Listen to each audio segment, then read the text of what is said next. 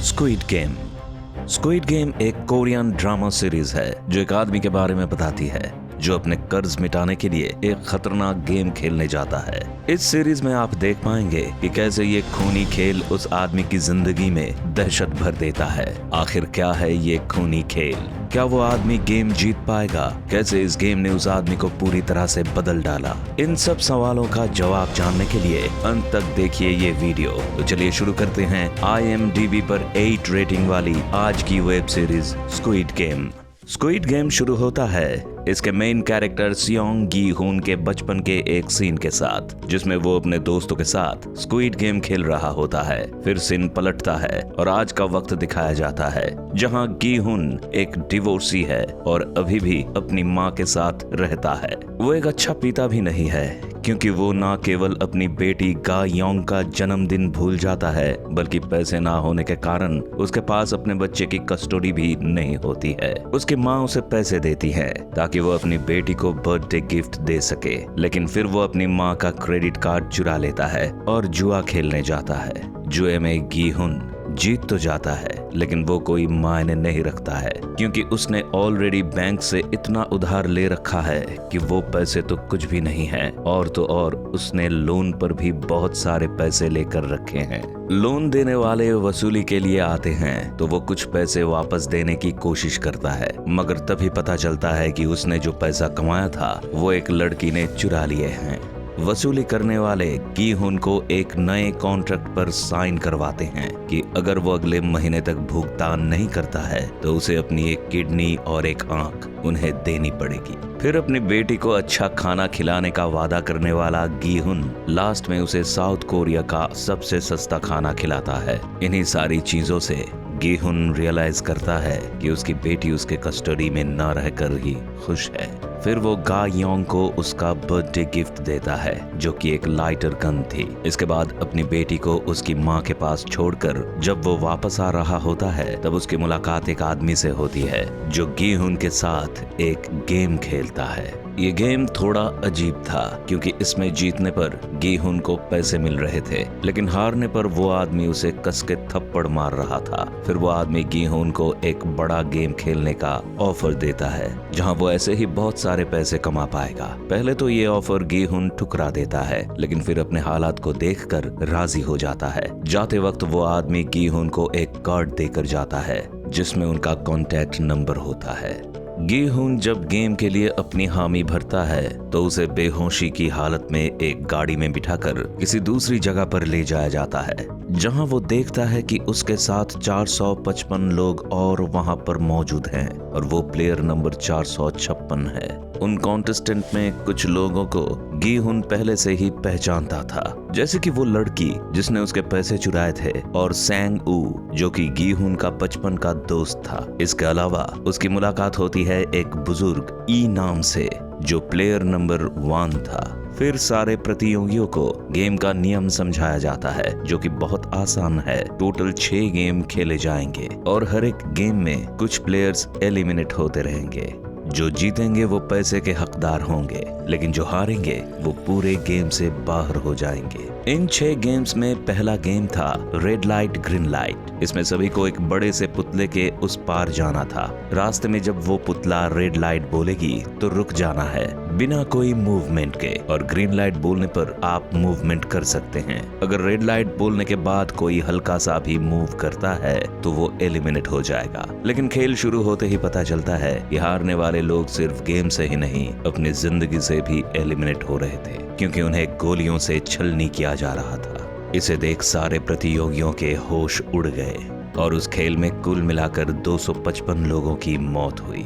लेकिन हैरानी की बात तो ये है कि वो बूढ़ा आदमी बहुत ही अच्छे से बिना किसी डर के खेल रहा था और गी हुन बीच खेल में लगभग मूवमेंट होने ही वाला था कि उसे एक पाकिस्तानी आदमी अब्दुल अली ने पकड़ लिया और वो बच गया। खेल के बाद सारे प्लेयर्स बहुत ही डरे हुए थे और 45.6 बिलियन वॉन की प्राइज मनी को छोड़कर वहां से निकलना चाहते थे। इसके लिए उन बचे हुए 201 लोगों में एक वोट हुआ जिसमें 101 लोगों ने गेम छोड़कर घर जाना पसंद किया। घर वापस आने के बाद गी हुन पुलिस के पास जाकर इस गेम के बारे में सब कुछ बताता है, लेकिन पुलिस वाले उसकी बात पर विश्वास नहीं करते, सिवाय एक डिटेक्टिव के जिसका नाम था ह्वांग जुन हो। उसने गी हुन का इसलिए भरोसा किया क्योंकि उसका भाई इन हो जब मिसिंग हो गया था तब उसके पास भी वैसा ही एक कार्ड मिला था जैसा गी हुन के पास था। फिर हमें देखने को मिलता है कि सारे प्लेयर्स घर लौट कर आए हैं और वापस आकर उन्हें रियलाइज होता है कि असली दुनिया में भी उनकी जिंदगी नर्क जैसी ही बन गई है। एक तरफ गी हुन की माँ को बचाने के लिए एक महंगी सर्जरी करवानी पड़ेगी, वहीं दूसरी तरफ सैंग ऊ अपने कर्जों की वजह से आत्महत्या करने की कोशिश करता है। डियोक्सू नाम का एक गुंडा एक आदमी को मारकर भाग जाता है और अब्दुल अली अपने बॉस की उंगलियां काटकर पैसे लेकर भागता है। साफ शब्दों में कहा जाए तो सभी ये रियलाइज करते हैं कि उनकी बाहर की जिंदगी मौत से भी बदतर हो चुकी है, तो वो सब एक बार फिर उस गेम में वापस जाते हैं। उन्हें वापस ले जाते वक्त वो डिटेक्टिव जुन हो गी हुन को फॉलो करता हुआ गाड़ी में छिपकर उस जगह पर पहुंचता है। फिर दूसरा गेम शुरू होता है। इस गेम में खिलाड़ियों को सर्कल, ट्रायंगल, स्टार और अम्ब्रेला में से एक शेप चुनना पड़ता है। बाद में उन सभी को एक शुगर कैंडी से अपने चुने हुए शेप्स को काट कर निकालना है। शर्त यही है कि निकालते वक्त अगर वो शेप टूट गया तो खिलाड़ी को मार दिया जाएगा। खेल की शुरुआत में सैंग ऊ को समझ आ जाता है कि कौन सा गेम होने वाला है, लेकिन फिर भी वो अपने बचपन के दोस्त गी हुन को नहीं बताता। इस गेम में भी कई प्लेयर्स मर जाते हैं, लेकिन सैंग ऊ, अब्दुल अली, से ब्योक, ई नाम, डियोक्सू, मी नियो और गी हुन उन प्लेयर्स में से थे जिन्होंने ये गेम जीता और अपनी जान बचाने में कामयाब रहे। जहां डियोक्सू और मी नियो ने चीटिंग करके ये गेम जीता, वहीं गी हुन ने एक नए तरीके से अपनी शेप को निकाला। इसी के साथ दूसरा गेम खत्म हुआ और सभी थके हारे वापस आए, लेकिन उसके बाद उन्हें एक और मुश्किल का सामना करना पड़ा। सारे खिलाड़ियों को कम खाना दिया गया ताकि वो आपस में लड़े और मरे। फिर रात को लाइट्स बंद होते ही डियोक्सू, मी नियो और उनका गैंग चाकू लेकर निकलते हैं और खिलाड़ियों को मारना शुरू करते हैं। इसी दौरान हमें एक अच्छा फाइट सीन देखने को मिलता है जिसमें गी हुन, सैंग ऊ, अब्दुल अली, से ब्योक और इनाम एकजुट होकर खुद को इस हमले से बचाते हैं। फिर जो लोग मर गए थे उनकी डेड बॉडी को वहां से ले जाया गया और बचे हुए प्लेयर्स अगले गेम का इंतजार करने लगे। अगले गेम के पहले खिलाड़ियों को 10-10 लोगों के ग्रुप्स बनाने को कहा गया।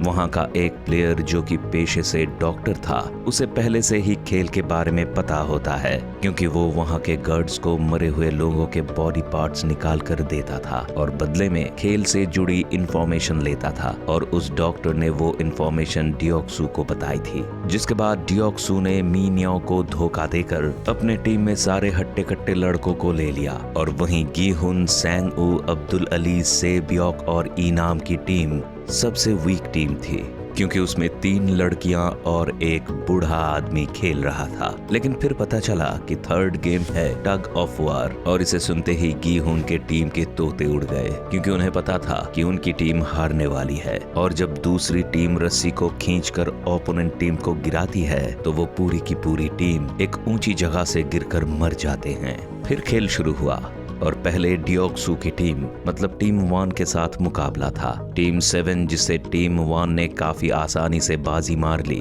फिर दूसरा मुकाबला था टीम 4 यानी गी हुन की टीम और टीम 5 के बीच। हालांकि टीम 5 में सारे मर्द थे, लेकिन ई नाम की स्ट्रेटेजी और सैंग ऊ के लास्ट मिनट प्लान के चलते वो लोग जीत गए। उसके बाद उस दिन खून खराबे के डर से गी हुन की टीम डिसाइड करती है कि उनमें से 2 लोग अलग अलग टाइम पे रात को जग कर बाकी खिलाड़ियों का पहरा देंगे ताकि डियोक्सू के आदमी उन्हें मार ना सके। डियोक्सू के आदमी तो उस रात नहीं आए, लेकिन वो डॉक्टर जो चीटिंग करके पहले से खेल के बारे में जान लेता था वो पकड़ा गया और मार दिया गया। दूसरी तरफ डिटेक्टिव जुन हो उस बिल्डिंग में घूम रहा था अपने खोए हुए भाई के बारे में जानने के लिए, और ढूंढते हुए उसे पता चलता है कि उसके भाई ने भी कुछ सालों पहले इस गेम में पार्टिसिपेट किया था और जीता था।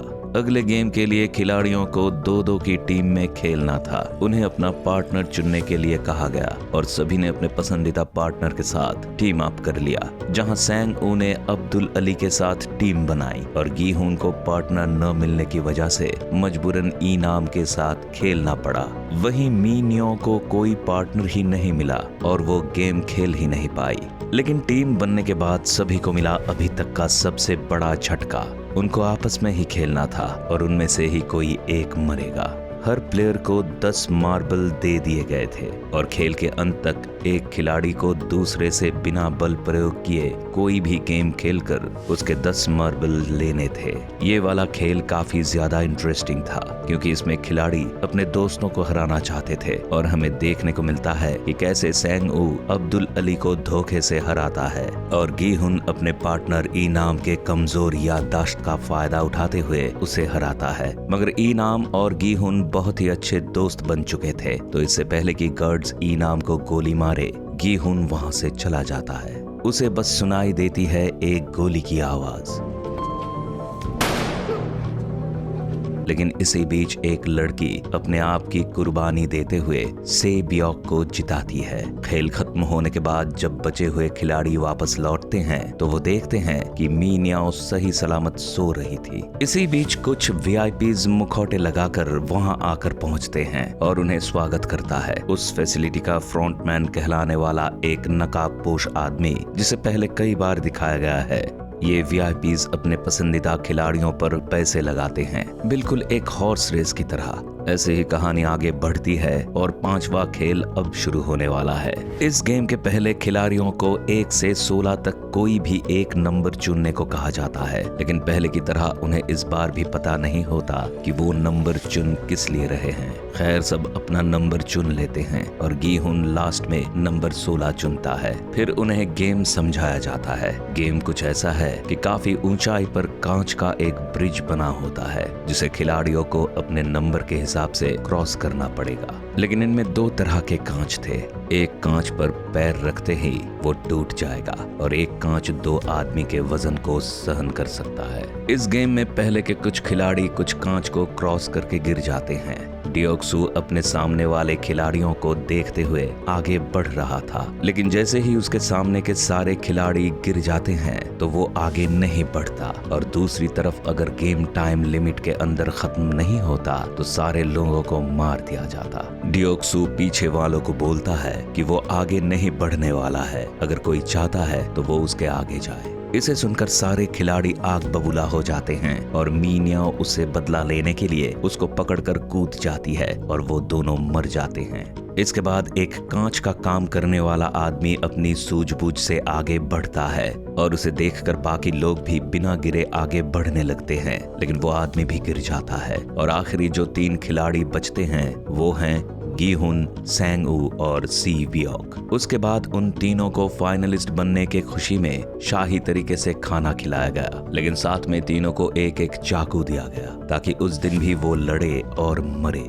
मगर 5वीं गेम खत्म होते वक्त सी बियोक को गहरी चोट पहुंची है और लग रहा था कि वो अब ज्यादा देर बच नहीं पाएगी। सी बियोक और गी हुन एक दूसरे से प्रॉमिस करते हैं कि अगर उनमें से कोई बाहर जाता है तो वो दूसरे वाले की फैमिली को हेल्प करेंगे। इसके बाद सी बियोक की तबीयत को देखते हुए गी हुन मदद लेने के लिए गार्ड्स को बुलाने जाता है और तभी सैंग ऊ अपनी खुदगर्जी दिखाते हुए घायल सी बियोक को मार देता है। इससे गी हुन गुस्से से आग बबूला हो जाता है और ठान लेता है कि वो सैंग ऊ को हराएगा। इसी बीच डिटेक्टिव जुन हो उस जगह से भागने में कामयाब हो जाता है, लेकिन फ्रंटमैन और उसके आदमी जुन हो का पीछा करते हुए उसे पकड़ लेते हैं। फिर आता है एक ट्विस्ट। पता चलता है कि जिस भाई को ढूंढते हुए जुन हो यहाँ आया था वही फ्रंटमैन है। फिर फ्रंटमैन जुन हो को गोली मारता है और वो पानी में गिर जाता है। फिर शुरू होता है आखिरी राउंड जहां आमने सामने थे बचपन के 2 यार गी हुन और सैंग ऊ, और इस राउंड में खेला जाने वाला था स्क्विड गेम। गेम बहुत इंटरेस्टिंग होता है, लेकिन अंत में कहानी का मेन कैरेक्टर गी-हुन अपने दोस्त सैंग-ऊ को हरा देता है और गार्ड्स उसे मारने ही वाले होते हैं कि गी-हुन गेम छोड़ने का फैसला लेता है ताकि सैंग-ऊ को मरना ना पड़े। लेकिन अपनी हरकतों से शर्मिंदा सैंग-ऊ अपने आप को चाकू मारकर मर जाता है और गी-हुन वो खेल और सारा का सारा प्राइज मनी जीत जाता है। फिर गी-हुन घर लौटता है और देखता है कि उसकी मां मर चुकी हैं। वो इसके लिए खुद को दोषी मानता है और प्राइज मनी से एक भी पैसा नहीं खर्च करता। इसके बाद एक दिन बैंक से लौटते वक्त गी-हुन एक जगह बैठकर शराब पी रहा होता है और उसे एक कार्ड मिलता है जो वैसा ही कार्ड था जो उस गेम में घुसने से पहले उसे मिला था। इस कार्ड पर एक एड्रेस दिया हुआ था और लिखाई से लग रहा था कि वो कार्ड उसे इनाम ने भेजा है। वही इनाम जो मर चुका है वो तुरंत उस एड्रेस पर पहुंचता है, लेकिन पहुंचते ही उसके पैरों तले जमीन खिसक जाती है। गी-हुन देखता है कि इनाम जिंदा है। उसे पता चलता है कि उस गेम को चलाने वाला इनाम ही था और वो सिर्फ मजे करने के लिए एक प्लेयर बनकर खेल रहा था। ये सब सुनकर गी-हुन गुस्से में अपना होश खो देता है और इनाम को बुरा भला बोलने लगता है, लेकिन इनाम उसे याद दिलाता है कि गेम खेलने के लिए उसने किसी को फोर्स पे ही किया था। सब अपनी मर्जी से खेल रहे थे। फिर वो गी-हुन को बताता है कि गी-हुन को वो पैसे खर्च करने चाहिए। वो पैसे उसने अपनी मेहनत और किस्मत से कमाए हैं। जो कुछ भी हुआ उसमें उसका कोई हाथ नहीं था, तो वो अपने आप को कोसना बंद करे। गी-हुन वहां से चला जाता है और से-ब्योक के अनाथ भाई को अनाथ आश्रम से लाकर सैंग-ऊ की मां को देता है और तो और सैंग-ऊ के हिस्से का सारा पैसा भी वो उन्हें दे देता है। फिर लास्ट सीन में हमें देखने को मिलता है कि गी-हुन अपनी बेटी गा-योंग से मिलने यूएस जा रहा है। वो फ्लाइट पकड़ने ही वाला होता है कि उसे दिखता है वो आदमी जिसने उसके साथ वो थप्पड़ वाला गेम खेला था और वो कार्ड दिया था, वही आदमी वही खेल एक और आदमी के साथ खेल रहा था। उसे देखते ही गी-हुन उसे पकड़ने के लिए दौड़ता है, लेकिन वो आदमी ट्रेन में बैठकर वहां से भाग जाता है। फिर थप्पड़ खाने वाले आदमी से कार्ड लेकर गी-हुन कॉल करता है और फ्रंटमैन से कहता है कि वो उन लोगों की असलियत पता करके ही दम तोड़ेगा। और इसी के साथ ये सीरीज खत्म होती है। तो आप कमेंट सेक्शन में बताएं कि आपको स्क्विड गेम कैसा लगा। हम ऐसे ही इंटरेस्टिंग फिल्में, वेब सीरीज और टीवी सीरीज की एक्सप्लेनेशन लेकर आते रहेंगे।